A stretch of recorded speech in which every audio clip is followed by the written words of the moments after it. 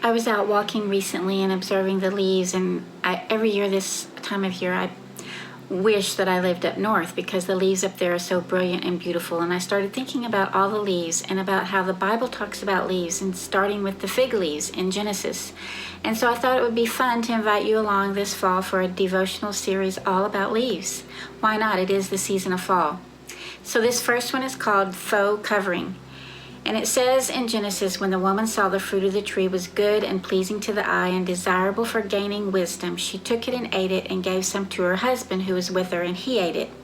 The eyes of both of them were open, and they realized they were naked, so they sewed fig leaves and made coverings for themselves. So we read of the first mention of camouflage here in Genesis. While that might make you chuckle, we want to look at the fig leaves themselves, as fig leaves are mentioned a lot in the Bible. And when they're mentioned, the word often says that everyone sat under their own fig tree in the Old Testament. The fig tree in the Bible represents prosperity or wealth. Having one's own fig tree indicated a person had wealth. And then in the New Testament, we read where Jesus came to a fig tree that had not any fruit but just leaves, and he cursed the tree so that it withered up and died. And that story is told several times. So in essence, when a fig tree has only leaves and no fruit on it, the leaves try to cover and give the appearance of growth and production, when in fact there is none. So I find it interesting that the first man and woman covered up their productive parts with the fig leaves once they knew that God knew their sin, or once they realized God knew their sin. There's no mention of how they sewed the leaves together, but rather that they covered themselves, and we always assume that it was covering up the parts of their body where reproduction takes place. Isn't that interesting?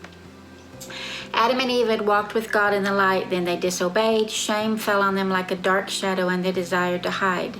I read one commentary that states that actual fig leaves die quickly when they're plucked from a tree, and they smell horrible. Anyway, it was after that God made Adam and Eve coverings of skin and discarded the leaves, and we see here that fig leaves represent man's cover-up, false religion, hypocrisy, false righteousness. And fig trees are unique in that both the mature leaves and ripe fruit appear at the same time. But if there's only showy leaves and no fruit, then what's the purpose of that tree being in existence?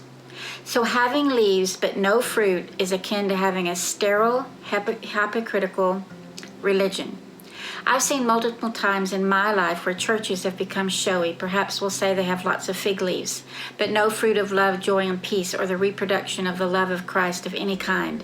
It's just organized religion with rituals, with no relationship, no figs, no fruit.